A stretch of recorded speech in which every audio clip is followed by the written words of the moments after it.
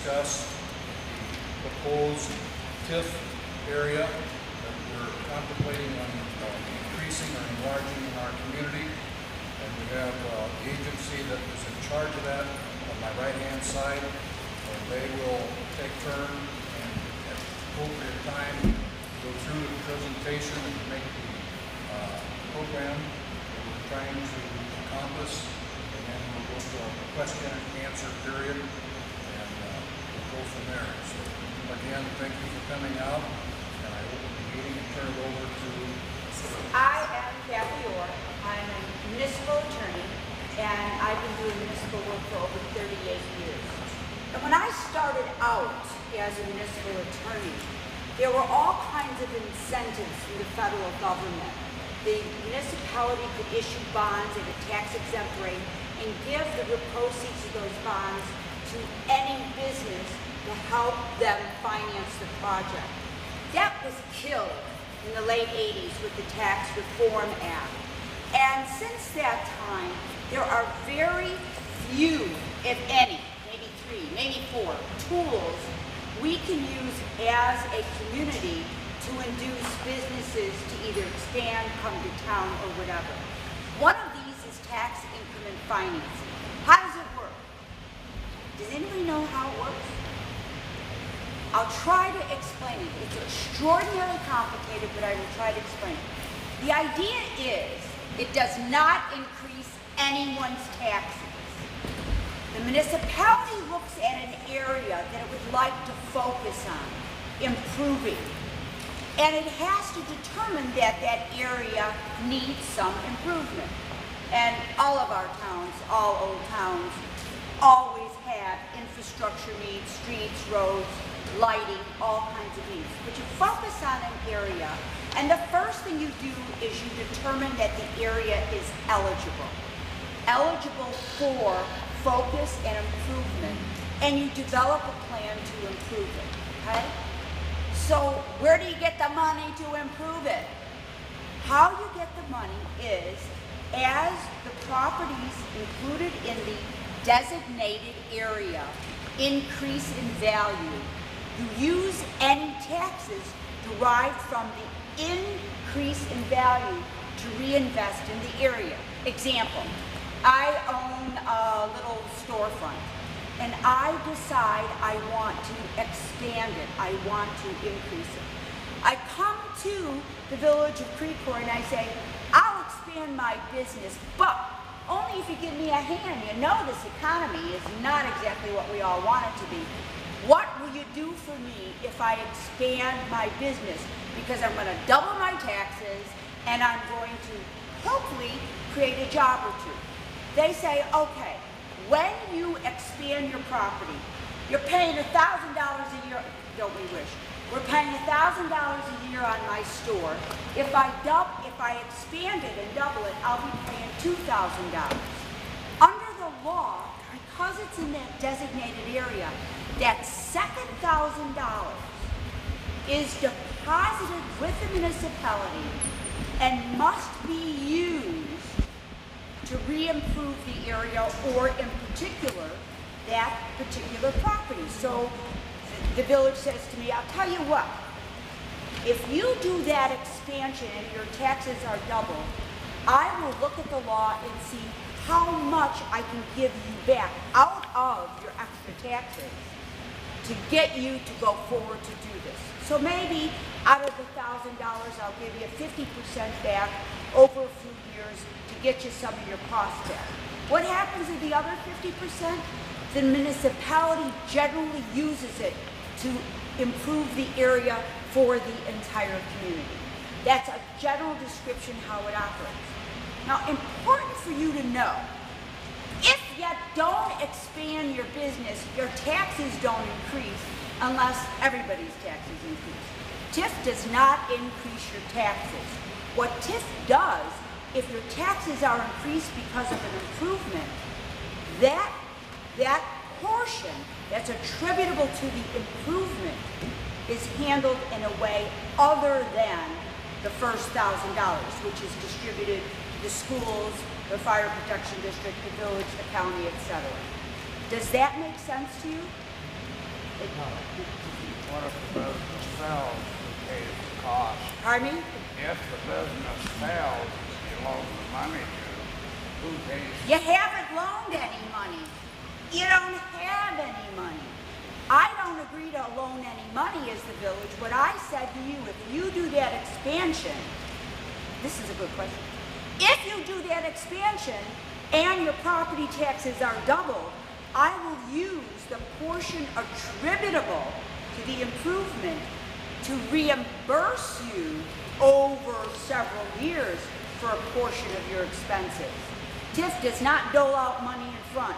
The only way you get TIF revenue is if you generate it by improving your property.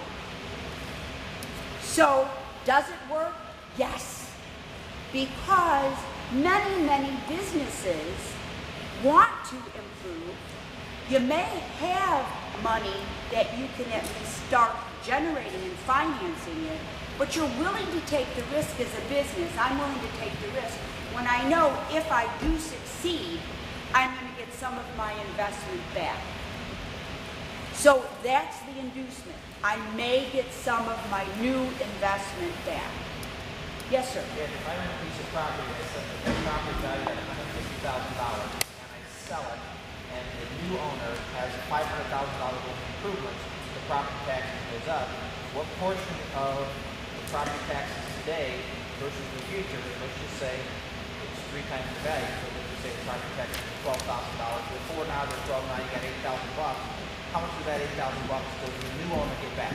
Nothing. They have to enter into an agreement. Let me give you an example. Okay. Before you start, you're going, I had to go visit the village in my case. I went and visited the village and I said, I'm only going to do this project if you agree to help me with costs. And I understand I don't get any money up front. But when my taxes increase, you'll use that to get me some money to reimburse my costs. One of the examples I use, and if I'm insulting somebody, please I always say, it's very unlikely the village would induce me to expand my business if it were a tattoo parlor. Very unlikely, okay? Not that anybody has anything against tattoos, but tattoo parlors don't usually bring jobs and a lot of revenue. So that's the example I give. So that's how it works. The beauty of TIF is the example we're talking about. So that if somebody wanted to build or something that isn't conducive to this community, the village says, pounce off. I don't care how much revenue you bring in. I don't care how much your real estate taxes. What you're doing as an adult entertainment club is not what we want. So that not only does the municipality, this is all over the state, get an opportunity to use the increase in taxes to improve the area, but it also allows the municipality to make sure that inducements are only going to businesses that the community should actually support. Job situations, okay, that type of thing.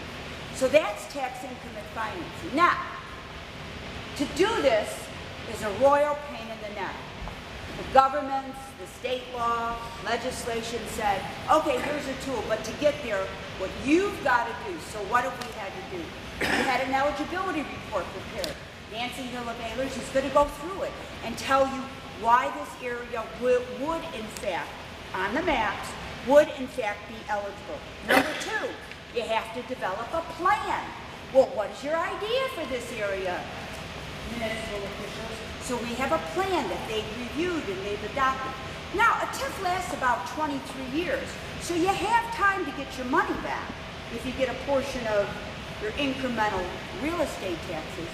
You have to have a plan and you have to have a budget and you have to have some ideas in the municipality. Why did they choose this area? Why? Because they have some very good ideas on how to improve this area. Okay, then, when that's done, we had a meeting of all the taxing districts and explained to the taxing districts what we're going to do, and they approved the plan. Then we sent out notices not only to every property owner by certified mail in the area, but also anybody within 750 feet of the boundaries of the area, telling everyone we were going to do this tonight. That's not enough. We then had to publish twice in the newspaper that we were going to have this meeting. Then we have to have this meeting. And then we can't adopt the ordinances in less than 2 weeks. So that if you walk out of here tonight with questions, you should still have a minimum of 2 weeks to ask those questions. So the process to create a TIF is not taken lightly by any village. It is a very serious process. It is a process that requires a lot of thought. And so as a municipal attorney, and I work all over the state, and I have been working with Creve Coeur, how many years have we been working together? I have been working with Creve Coeur because as a municipal attorney, I have learned all of these unbelievable procedures required to do TIF, as well as any others. So I hope that gives you an idea of what we're talking about. Sure. Tonight, you're not, basically, we don't have a weigh-in on this. It's up to the city board to decide if we're going to redo the TIF district for another 23 years or not, basically. I mean, you're just being informative. That's trying to explain what you're doing. Right, and I think you have as much a way on in this and No, I of don't a have zoning a vote ordinance. because I don't have a vote, but I mean, Well, I mean, this is an explanation of what you're doing. this not, is what not the a purpose is permission. tonight, and to give you an opportunity also, as in any other action by a village board, to tell them, I don't like it, you do it, I'm not re-electing you. Not But yeah, but I'm saying there's no different here than any other action by the board. At least the law mandates that you do be given information. On existing businesses that are already in the town will, property, real estate tax, will they continue to go up? Your real estate taxes are not affected by doing a TIF. If they're gonna go up, they're gonna go up. My home taxes went up 5%, my home value went down 20%. Explain that one to me, never mind. But I'm not in a TIF, it happens whether you're in a TIF. A TIF just deals with the taxes relating to the improvements, and it doesn't take them away. You pay them, if I expand my business, I pay double the taxes. It just directs the county where to send those taxes, and the village board is directed on how to expend those dollars. And they must be used to reinvest in the designated area. Okay, we'll keep going. Nancy? Yes? Say your property taxes don't go up, your real estate taxes Your don't real go up. estate taxes do not go up because of the declaration of a TIF. Let me show you wrong. You have a bill that shows what portion of your bill goes to the TIF. That doesn't mean your total tax goes up. That show, if you, I answer?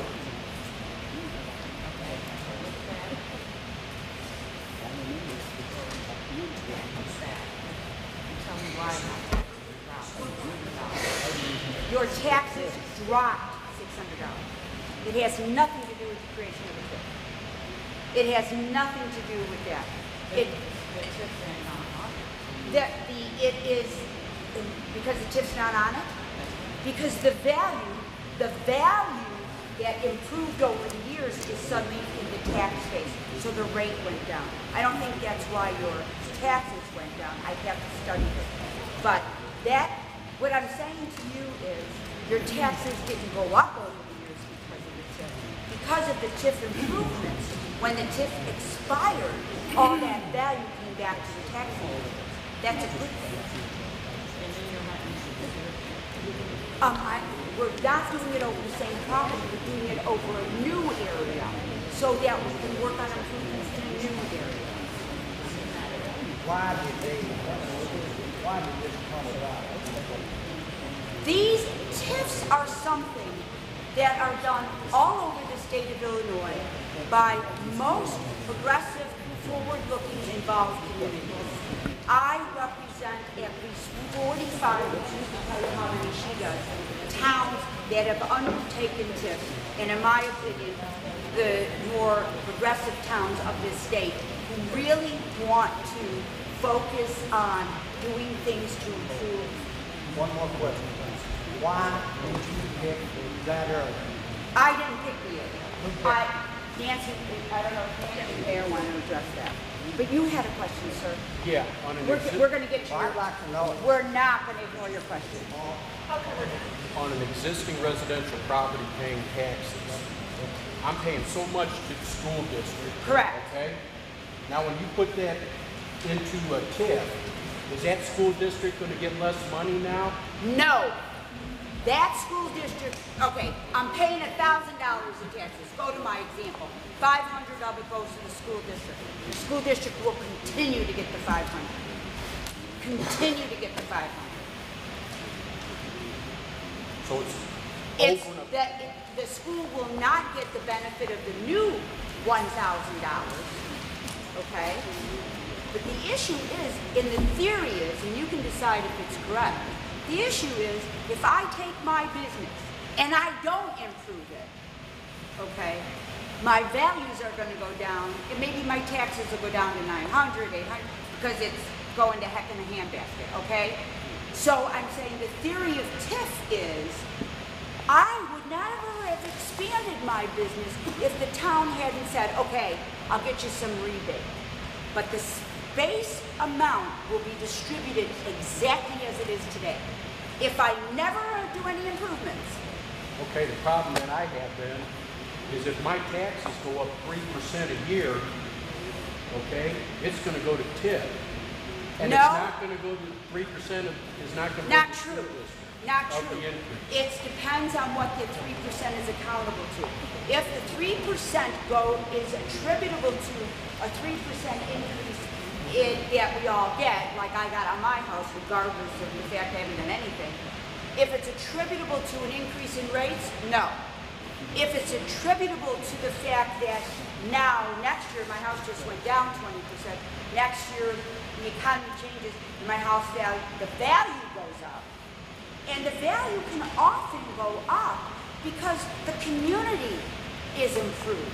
So that my house could be worth more 5 years from now because they fixed the crappy park across the street. What if the value goes down in the tax rate? That would happen without regard to the TIF. That would not be,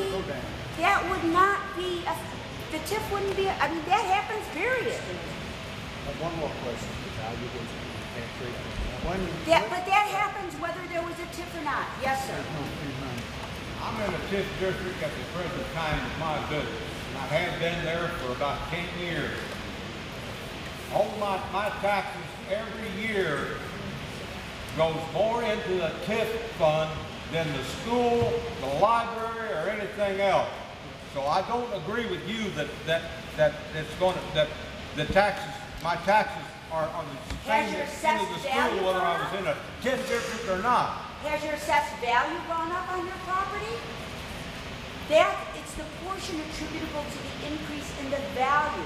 You're absolutely right. But it's not your rate, it's the portion attributable to the increase in value. I can't convince you. I wish I had my taxes. It papers shows here. you the. I'll prove it to you that the school does not get as much from me as it would if I was not in that tax increment The district. school will get it when the TIF expires. The school is getting what they receive when, it doesn't take away what they receive when you establish the TIF. I mean, it shows you the portion that goes in TIF, it doesn't show you. You got your facts a little wrong because there is no 10-year-old TIF, 8-year-old TIF, 9-year-old TIF in Creve Coeur. None. There was a TIF from the early 80s that ended 3 years ago. Gone. There is a TIF today called the 474 TIF down on the south side. And it's been here 6 years. Those are the only two choices. The one that's done, gone 2 or 3 years ago, that's the one that some of you remember, and then the one at 474. Okay. I've been in the TIF district since 1998, and it's still there. And it's, Well, not in Creve Coeur. Not in Creve Coeur. then I must be getting somebody else's taxes. Could be. but it's got my name on it. You may be in East Peoria, I don't know. I'm just telling you the fact. I'm telling you the fact. It's pretty cool. Well, I wish I had my tax paper. I wish you did. I like to show them to you. I wish you would. Yeah. This tax year, where we just paid our property tax, this is the first year that we've never contributed to that original TIF district. Well, So that might be where the confusion's at. When I paid my property tax this year, I paid nothing to the TIF district. All my money went right back to the other taxing bodies. I'm glad including the you village. brought it up that way because that's an important point that the taxing bodies realize, but some of the taxpayers do not realize that Tazewell County made a mistake. And I'm not here to throw arrows at them, but they did tax 1 year they were not supposed to into the TIF. Not the year you're talking about, but the year before. Okay.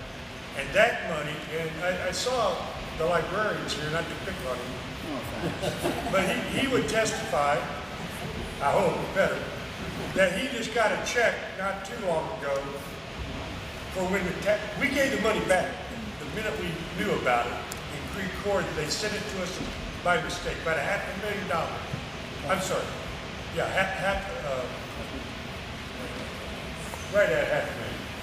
And it went back to the county, and they've been playing with it for a while, and they eventually realized they made the mistake 2 years ago, and they wrote all of us checks. So the money didn't go to the TIF. What I said to this gentleman was true. It was over. And that money just recently has gone back to this school, to the county, to the library, to the village, etc. So it's really about 2.5 years. So they just paid them where it should have went. It didn't raise our taxes or anything. It just Correct. the It was county a sent the money back to where it belongs. Exactly. It's a perfect example that TIFs don't raise or lower your taxes. It's how the county distributes them. And they, in that case, that year, they distributed them to the wrong place. And it's been corrected now.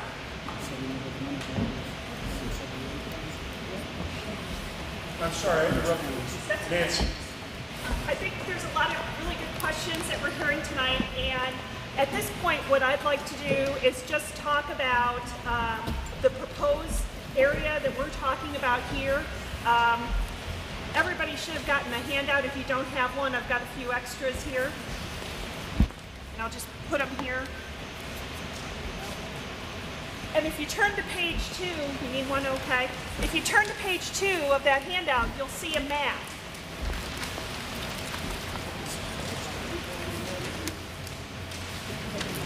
You see a map of the proposed area. And I want to get to the question that you had about this area and why we looked specifically at this area. So basically the area that we're looking at goes along Main Street or Illinois Route 29 from about Highland, Roushey, that intersection on the north, to a little bit north of the interstate on the south. It goes along Park over to include the park properties, and then down to the riverfront to include the village's boat launch there and a couple commercial properties in that area. The reason that we picked those, that we looked at those properties in particular, and we looked at a lot of properties. We looked at a lot of properties in the surrounding area. But with the assistance of the village board, feedback from them, and looking at the criteria that's outlined in the law. The TIF Act has very, very specific qualifying factors, and I'm going to go through those in a minute. But we need to look at those qualifying factors and how parcels relate. But then we also look at some other kind of practical factors. Do we think certain properties have the potential to redevelop? Well, obviously, or to develop or redevelop.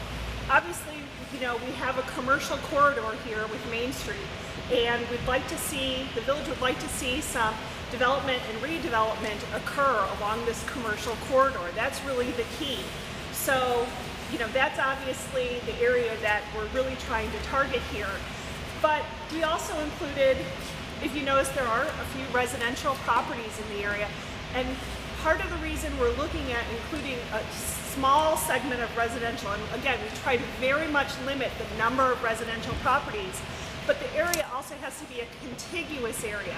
And we think that there's some opportunity to maybe have some funds available to make some public improvements that benefit the entire community on those park properties as well as along the riverfront at the boat launch. And so if we have that opportunity, we want to try to maximize that opportunity. So I hope that answers your question. Along that line, we are looking to, again, like I said, it needs to be a contiguous area, and we're looking at specific qualifying criteria. I'm going to go into that next, but I do want to point out that there's a couple pages here in between that and the qualifying factor that talks about a few of the things that Kathy talked about, and I want to direct your attention a minute to page 5 of the handout, and that's where we have just, I want you to look at the top of that page. That's where we have a graphic example, just a quick graph that shows you exactly what Kathy was talking about in terms of increment and TIF increment and how money becomes available in the TIF fund to make those kinds of public improvements or to offer financial assistance to development projects within the TIF should the village choose to do that. And that green area on the graph is exactly what Kathy was talking about in that example of the commercial property that maybe is going to double in size, and they used to pay $1,000 in taxes. Now with the TIF and the expansion of their business, they're going to pay maybe $2,000 in taxes. That second $1,000 goes into the TIF increment fund. That's that green area there on the graph, and that then is available in the TIF fund for the village to help offset any extraordinary expenses or to provide gap assistance to that property owner to help them expand their business. They'll maybe pay it over time, or maybe that those dollars could also be used to make those kind of public improvements, for example, maybe in the park or other places within the TIF district, okay? So I just wanted to point that out to you as an example. Again, Kathy said, how do we go about determining and creating a TIF district or establishing a TIF district? And there on the bottom of page 5 is kind of a summary of the process. First of all, we're identifying this area that maybe has some deficiencies or maybe we'd like to see redeveloped. And that's what we did when we were looking at those boundaries and trying to determine what the maybe boundaries of the area might be. And then we've prepared an eligibility report and redevelopment plan. That document has been available at the Village Hall for public to review. It continues to be available. So if you're interested, you can go to the Village Hall during normal hours and look at that document. The next step in that process is convening a joint review board, or JRB. That's a body of the overlapping taxing bodies. We've been talking about the impact on taxing districts, and they have a say in this as well. And that meeting was indeed convened, and it was held on September 26th.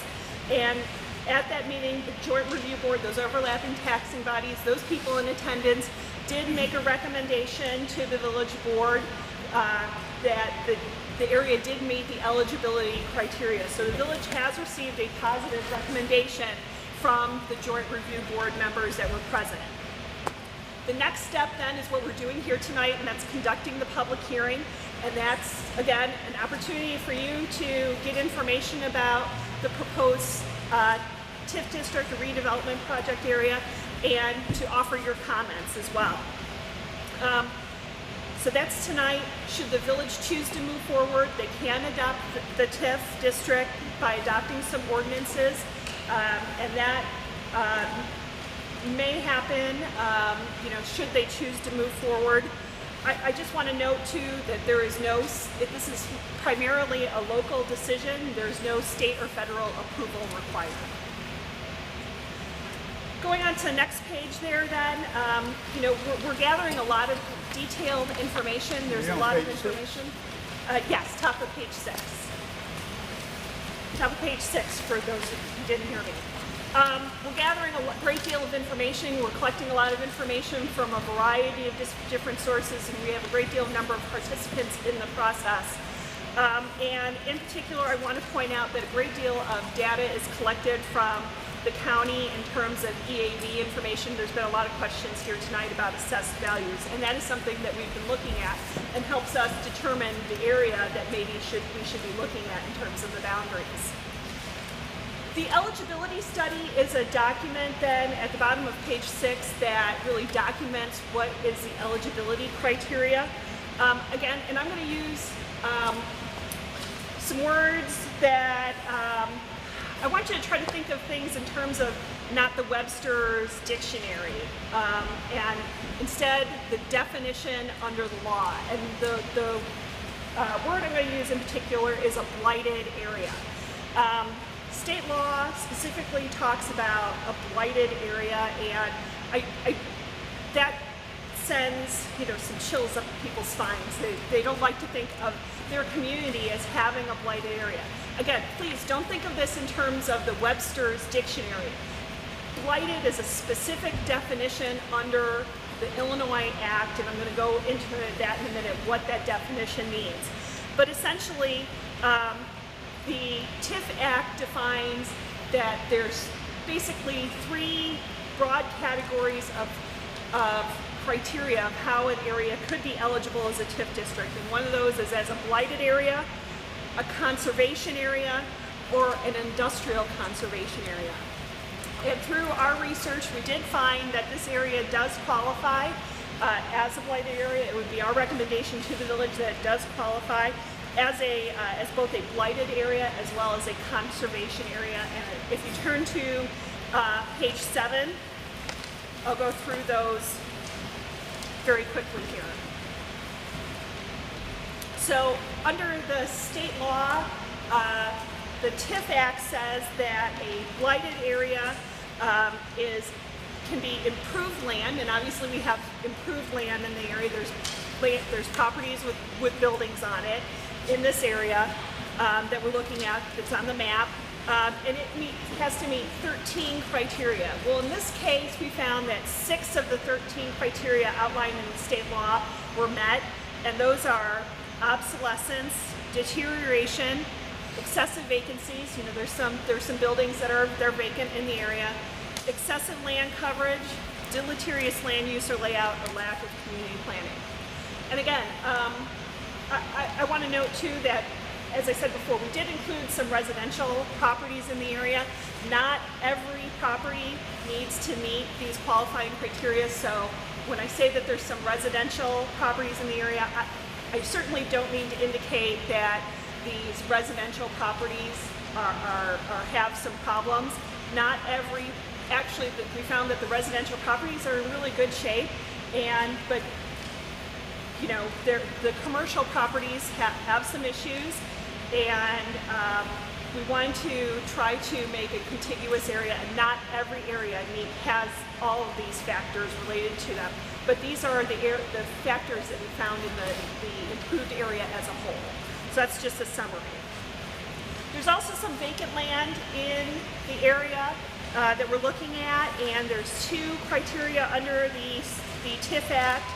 In one set of criteria, 2 criteria must be met, and in this case 3 criteria were met, and those were obsolete platting, deterioration of structures or site improvements in neighboring areas adjacent to the vacant land, and EAV, lagging EAV, meaning that there's been some EAV decline or there's some issues relative to these EAVs on these vacant parcels were not growing at the same rate as the rest of the community as a whole. And then there's also some properties, especially obviously this is a riverfront area, that have some flooding issues related to them. So that was another qualifying criteria. Going to page 8 then, at the top of page 8, there's also a category I mentioned before called the conservation area. That's a very similar criteria to the improved land, the blighted area for improved land, but in that particular instance, there's also an age criteria, and in this case we did find that more than 50% of the buildings in the improved area are more than 35 years of age.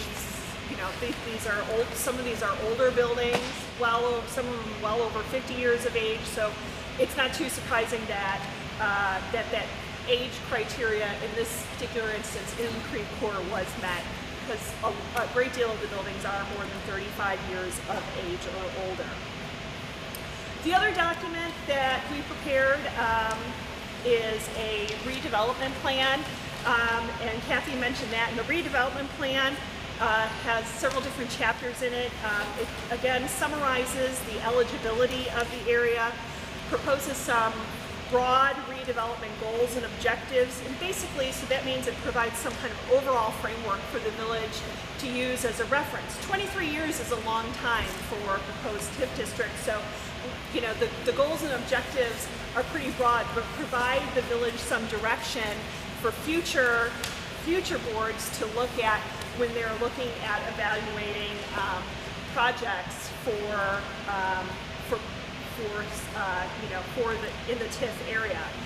It also talks about some policies and how the village may implement the TIF district.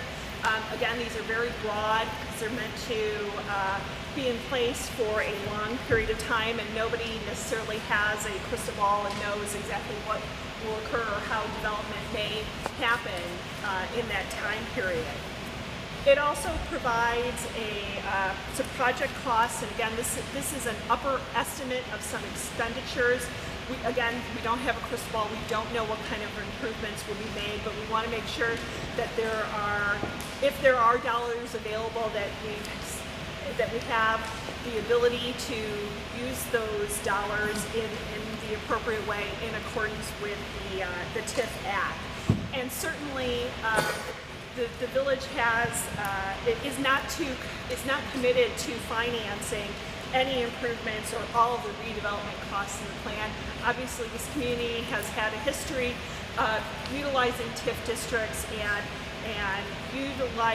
going through a specific process to utilize those funds, and I expect that they would continue to do that. There's also certain certifications and findings that must be made, and those are included in the document as well. And just to really wrap up, I'd just like to say that from our research and looking at the eligibility of this area, it would be the recommendation from Ellers that this area would not be reasonably anticipated to redevelop without a TIF district in place. So I leave you with that, and I'd be happy to answer questions that you may have, and I'm sure Kathy would too. We know, okay, say you started in early, then it fell through. You know, stuff happened. Okay, what would you do then? What would you do with it? Say you started on by my house, tore it down, you left maybe 10 of it. You know, if it fell through, or someone would be all of a sudden, what would happen? Well, you know, let me answer that question a couple different ways. If the village, if the area is not generating, yes, what happens, the question was what happens if the TIF is unsuccessful? You start a project and it falls through. Under the TIF Act, if you only have a certain amount of time to make it start to be successful and generate increment and utilize those dollars, that time period is 7 years under the Act, so if you don't spend any money in 7 years, the law requires that you close the TIF. Who's the people that picks this? That's what I'm not saying. Who does this? The board? Creve Coeur board? You guys? Who? This has been a work in progress. The question was who designates the area? Who picks this area as the area that we're looking at? And, you know, certainly this has been a cooperative effort. You know, the village board has provided input. We're giving input. You know, Kathy is their village attorney and Phil Lanzini is their village attorney. It's been a collaborative effort to look at the boundaries in a way that not only meets the eligibility requirements of the TIF, you know, that's our keys. And looking at potentially what areas, you know, looking at target areas for development or improvement. Ultimately, Barney was voted the majority of the board. I got a question for you. Voted the majority of the Well, board. let me ask you, who's got the last say? That's what I want to know. Who's got the last say? Is it the board, or you guys? or The board. or The board. The board? Yeah, she said they adopted ordinance. Okay, all right. I think there's a question over here. Yeah, I got a couple questions, and then I'm going to statement I'm going to go. But one of the questions I got here: the purpose of creating a district is to remove and alleviate existing adverse conditions in order to encourage private investment and everything else. I take that in a couple different manners. Okay, in the past, I've seen, and I understand that the city needs money to hopefully make this town better. It would be nice if it's better. Some improvements have been made, but a lot of, in my opinion, mismanagement of TIF funds over the years has gone on. To persecute and prosecute with attorneys the existing business you have, period. I mean, there's no love of the existing businesses you have. You want them all out of town in hopes of getting something better. Now you're playing realtor, it seems, in the ball game of things, which is really scary. Which that's going to be more of it, I see coming. I know you guys are going to pass this, and I hope, you know, that it comes out all right, but this is, you know, there's some things in here, it has two meanings to it to me. You know, it worries me very bad. Very bad. So, I don't know where this is going to go in the future, but I guess we'll all see. That's it. Anybody know anything about that? How it's going to be? How that's going to? How that was meant? I can't hear You know? well enough to hear your question. Yeah, my question was, I'm reading off a sheet from the village, which is basically third little paragraph down. Take it down and let him read it. Okay. It says the purpose of creating a TIF district is to remove and alleviate existing adverse conditions in order to encourage private investment and enhance the tax base through the development of redevelopment and of project areas. Now, I understand some of that, and I know that the city has to have money, it has to come from somewhere. But how they wish to pursue putting businesses in this town, when a lot of the town, the problem with businesses coming to this town is that there's some, people have some problems with the way businesses are treated in this town. I'm serious on that, okay? The past has been really bad, all right? I want to know how do you explain that, on what level? Is it going to be something where I'm going to be seeing you in court in the future pretty soon, when you get more money to play with? Let me try to answer this. The TIF doesn't have anything to do with the direct regulation or non-regulation. I know that, but it gives more money to play with. And the way they play with the money is not necessarily the right way that I think. You know what I'm saying? I'm just me, because I've seen the flip side before. That is your opinion, and you are certainly entitled to it, but it's not a question. That was the only point tonight. How's that going to be? You think that if the municipality gets the money, they won't use the property. That's your opinion, and you are certainly entitled to it. And who can pick and choose who gets the money? That's another thing that really bothers me too. If, let's say the strip club down at Bottom Hill. They're not in this TIF. Well, I'm just saying. Let's just I'm just saying, they're let's- not in this TIF. Well, let's just say they were. Well, they're not, and therefore you can't legally subsidize them. Okay. That's one of the rules. Let's say I'm going to open a liquor bar or a liquor establishment, whatever, in a legal zone in TIF. Okay? Let's say I've had an established tavern for a while, and it was legal to put there. Actually, I think TIF money might have started it, whatever. Let's say I want to expand that because business is doing pretty good. Okay? Morality of whatever shouldn't matter. Whether, you know, I get the money or not, it should be, can I produce more money from it? You know, because this is, if you're going to think about money, you have to think about money. The morality of people don't get involved in it. You know, whether or not you like my business doesn't matter. If I can expand it and make more revenue for this city, that's the end goal. You know, that's something that makes me a little nervous also about you guys picking and choosing who gets the money. Even if they're a legal establishment in this town, that should qualify them for any TIF coming, not on your opinions of morality, too. You know, I mean, that was another little issue that it really, you know, just kind of sets me wrong. So I don't know the question there, but even that decision about entering a redevelopment agreement with a proposal within the boundaries would be up to the village board. You know, whatever the village board is at that time. correct. It's not mine. No, It's not- I'm just it's not saying, these- the village board gets to choose on it, whether it's Right. whether it qualifies for TIF or not. Yes, sir. As an That's example, right, Cole. as an example, if I have a business, I want to expand it, there's someone I have to go to with my plans. Is that the village board, or is there a committee, or whatever? And let's say they look over my plan, and they may disagree, or we don't reach a full agreement. Is there someone, I don't know if it might be the full board, is there someone else that I can appeal that decision to, or is it just done? You can't appeal the decision. There's no It's negotiation. basically the full board. But there have been times over time when the village has deployed a planning committee that does it first, and there may well be a planning committee in the future for the board, but it's ultimately the board.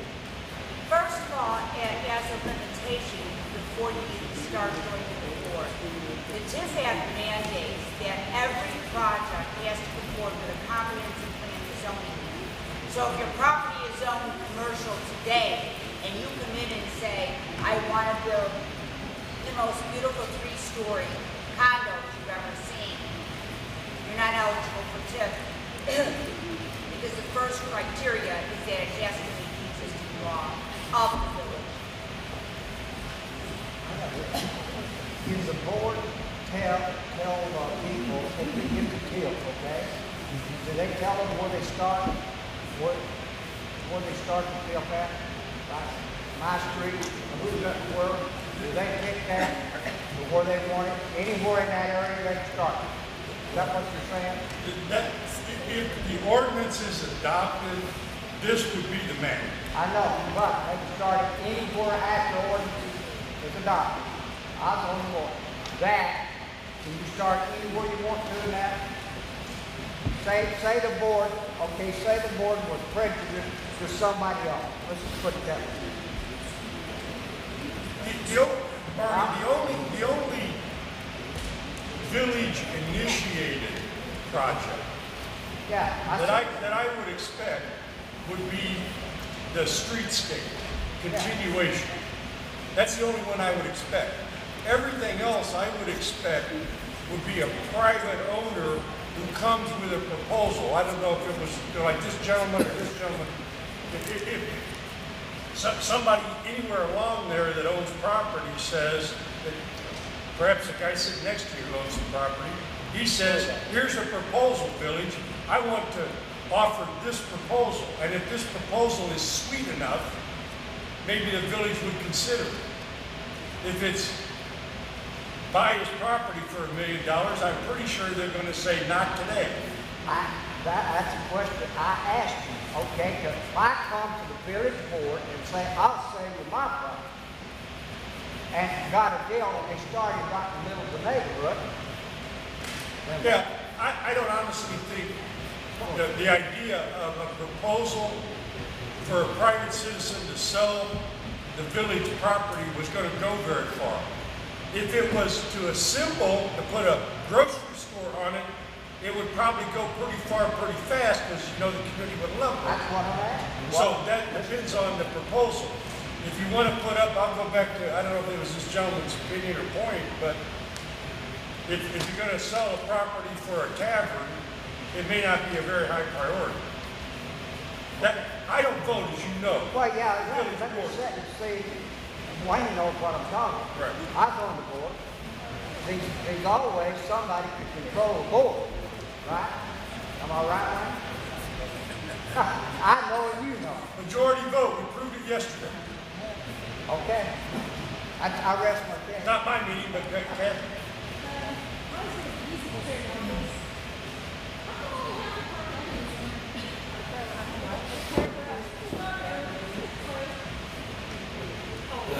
One side of Park Avenue. Yeah, Park Road. It's not Avenue, it's Road. Oh, sorry, Park Road. You know what? The only reason, again, it goes back to we were trying to limit the number of residential properties. I mean, we could have picked one side or the other. Just trying to pick the area that had the smallest number of residential properties. All right. What exactly are you planning on doing? There's no, maybe it would have been easier, but there's no project even ever conceived, mentioned, thought of for any of that property. Well, you've seen projects start that never was finished. You've seen them started that never was finished. Well, no, Bart, I disagree in the sense that I think they're always finished. Wow. They may not have been finished the way they were planned Okay. or hoped for, but they're always finished. Okay, but that ain't gonna satisfy the people. You know what I'm saying? Somebody's gonna be upset. But I'll go along. It'd be a great thing to have to bring forward to get something. I'll go along with that 100%. But if it's done right, Yeah, I have a two-part question. Is Arco Barge facility in this, down here on Weston Road, right? It's not in the TIF district here? I don't believe it is. I don't believe it. It might be in the old 474 TIF, but I honestly don't. Okay, just to the right of the city boat ramp there.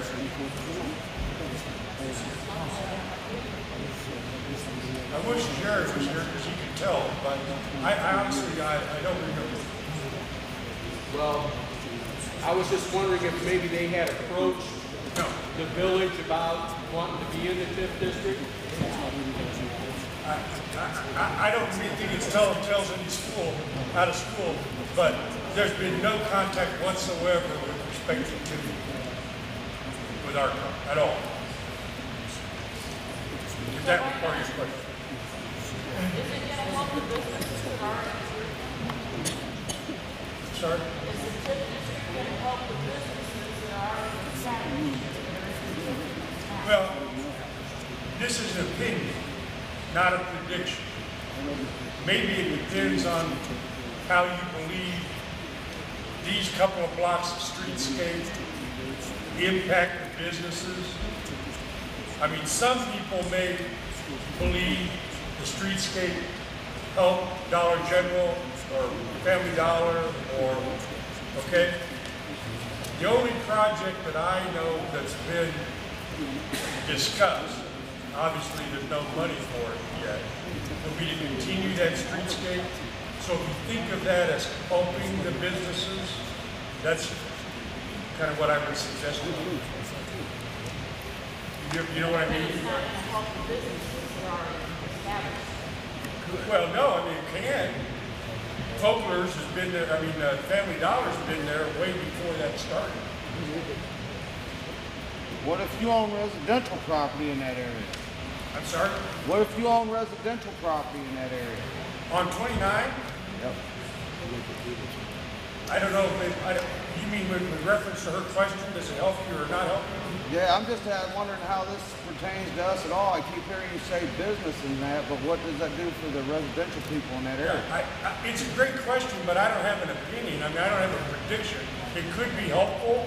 They may think of it as helpful to have, you know, a good sidewalk and lighting and benches and walk area. I mean, I don't know. It's kind of in the eye of the beholder, if you know what I mean. There's no plan to tear down residential, buy them, replace them, anything like that at all.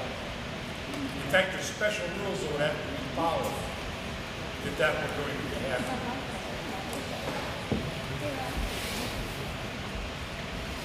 Why is the library not included in the TIF district?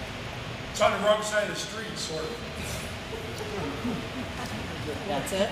I will say this, as we said this at the joint, the last people that would ever be favored would be like this school, although this is in the boundaries, or the library, because you don't pay any taxes. If you think back to the examples that I don't remember who was asking the questions over here, that Kathy was answering about, you know, $1,000 taxes, then going to $2,000 in taxes, and the other new half would go to the TIF and repay and all that stuff. Well, I hope you stop listening the first second, because the library doesn't pay the first penny, right? So there's no way to let it increase and give it back some of it. You follow me? You guys are the, you know I love you, but you're the last ones out, because there's no return on taxes like there would be a private business. So the SAL's in it. I'm sorry? The school is in it, correct? Well, they're within the boundaries, but they don't pay any money into it. Right. And I don't think you're ever going to see any money out of it either. I mean, it's just, well, I will say this. If the school wanted to sell a couple acres over here, I know they probably don't, but if they wanted to sell a couple acres and put that grocery store over there, they ought to come talk to the village. A, they're within the boundary. B, the grocery store will pay taxes. And C, people want a grocery. That's all I ever heard from the mayor, or even Barney, I think, used to be on the grocery.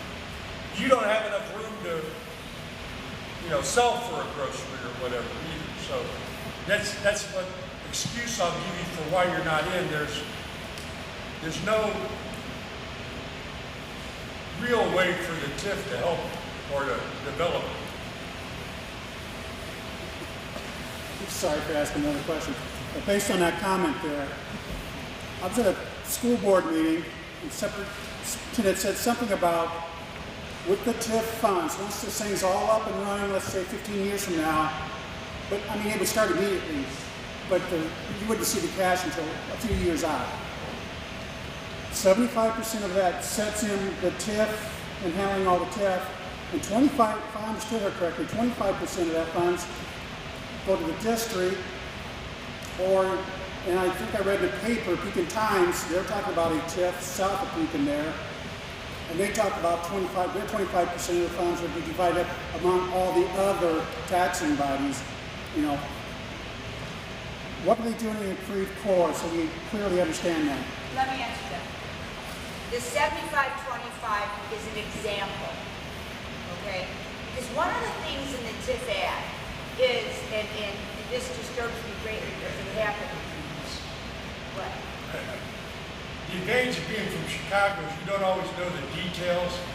Let me just answer his question, then you can answer it. When, you know, TIFs are supposed to be, as I think you've heard them say each couple of times, TIFs under the law are supposed to be 23 years long. Well, the one I look at out my window is 36 years and going, right? So you say, well, why isn't that 23? And I say, because by special legislation, they extended it. And there are a lot of TIFs around here. None in Creve Coeur, I'm proud to say. But there are a lot of TIFs around here that have been extended an extra 10 or 12 years, okay? And in order to get that done, you need special legislation, and pretty much everybody, library, school, county, has to say, okay. Now they don't say, okay, free. They say, okay, to give us back 25%, or the one I did in by Springfield, 50%. You give us back 50% for 12 years, we'll say okay, okay? I understand. That's not what this is. This is no extension. But that's what that was, and they negotiated 75-25. So that's a little bit different. Not an example. Thank you for the correction.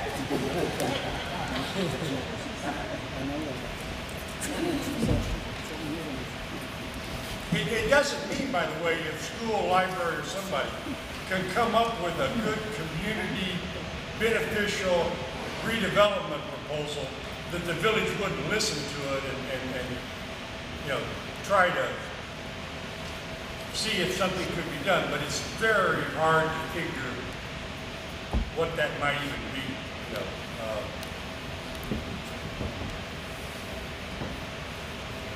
I'll say this, with all the traffic going through Creve Coeur, one day of year, is like a big difference to Creve Coeur, so you had a lot of business. Where would they park? Huh? Where would the traffic We got a bill over there big enough to park the job. We'll find a place to park. We build a parking deck to get that. Anyone else? Yes, sir. How can Creve Coeur Park benefit from all this? They don't pay taxes, I don't assume, but I'm sure they could use a lot of improvements. Are they going to be entitled to come get any type of improvements from the TIF money that should be generated? Don't misunderstand here. I'm really, listen, I do not vote, I do not get involved with those kinds of real decisions. I'm just kind of an outside observer on this. But I'd say Fort Creve Coeur, probably the Inc., you know, the park, not the dirt, probably ranks like comments about the library and school, because there's no real payback from the TIF. So you'd be like the low man on the priority. I don't mean to offend, but So why even put them in the district? well, because originally, 5, 6 months ago, when this was being looked at, there was at least some consideration for restoring that bridge that's falling apart down there, that steel bridge at the bottom of the walks. And some people remember 50, 70 years ago when you used to, they made me walk it. It was before my heart attack. But they made me walk all the way down the damn thing and see the condition of the stairs and the bridge and turn around and walk all the way back up, okay? So I realized what's there, and it must have been beautiful in its day. But is there going to be any TIF money for it? It ranks right back up to these kinds of problems. There's no payback. Actually, there you're better off probably hoping ADM, ARCO, or some neighbor would put in some money and say we'd like to, support the community with that kind of improvement. It's being used now, but not, not. That's private. That should be private investment anyway. Right. That's what the historic society or something like that. That's their job, not to make money. That's my guess. That's my guess. Yeah. Well, then why not take it off the map? Well, because right now we're in kind of that funny period. It's more expensive to change this map, adding on for Kathy's benefit or subtracting out. It'd be a waste of money to do either. So it's basically this, not to be deviated from, that's it. Boundaries are set. You just let it deteriorate. I'm sorry? You just let it deteriorate.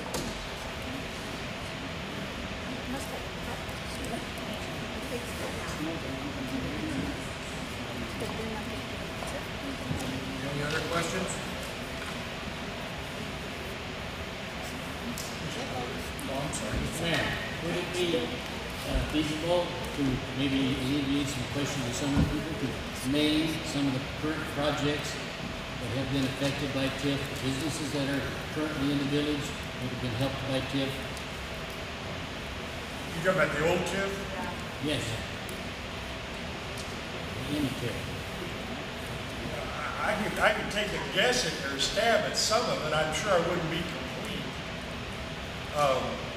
The mayor probably knows a few. He has a lot better memory than I.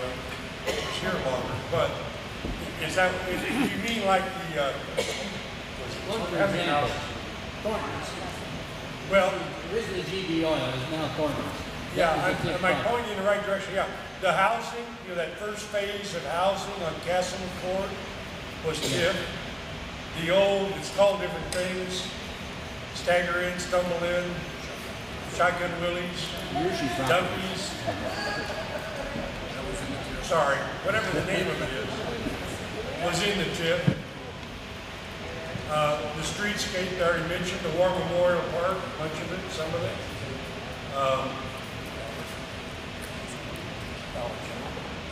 Yeah, Dollar General. Now, if you don't mind, let me just say about Dollar General, so I think it'd be useful information. The mayor can correct me if I'm wrong. The TIF did not pay Dollar General anything. They didn't build a building. They didn't pave the parking lot. The TIF, the old TIF, the done, didn't directly help Dollar General at all. But what it did do years prior, and you probably know better than I, is the TIF acquired whatever vacant, dilapidated, lead-filled, asbestos-filled building was on there. I hope I'm not offending anybody that owned it, but whatever was there was torn down, cleaned up at great expense because of all the toxic stuff. TIF money did that. TIF money did that so that you had a clean piece of property.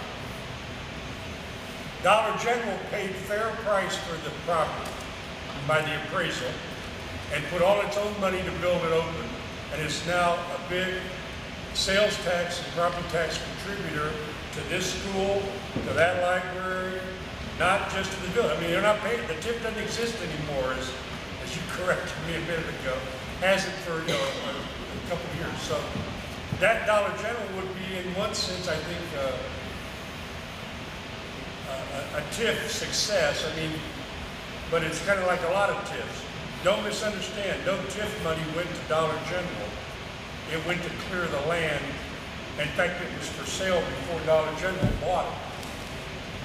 And the old McDonald's, if any of you remember where the old McDonald's is.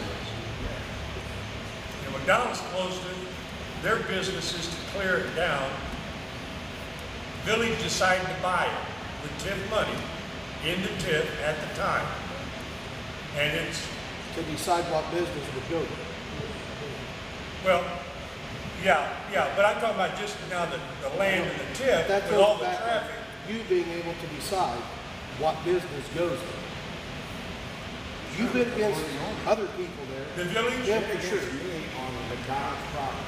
But you didn't want another You didn't want any car lot, automotive store, or anything like that in your town. I was clear clean. I would have a muffler and brake shop installed in McDonald's. Yeah. You guys bought the property out for money, so I couldn't get the property. I Well- was going to generate jobs and do it with my own money. It's like not hanging your us from the wrong ropes. revenue. And it shot down. I don't agree with that. I understand and I Use respect my your money opinion. against me. You know, basically. And obviously it's not on the tax rolls as we speak. And now the property's something they're doing. And maybe that's the kind of thing Barney Now was the property's been there 3 years, dilapidated. Making It money. costs the city money to mow it.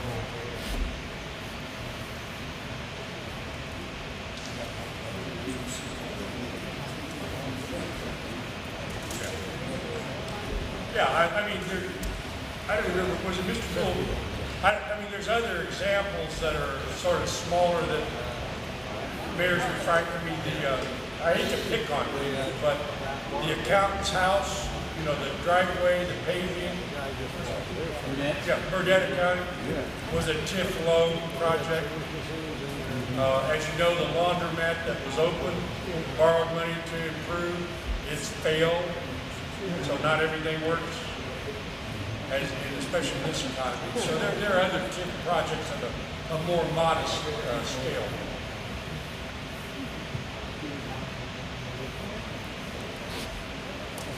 Any other questions?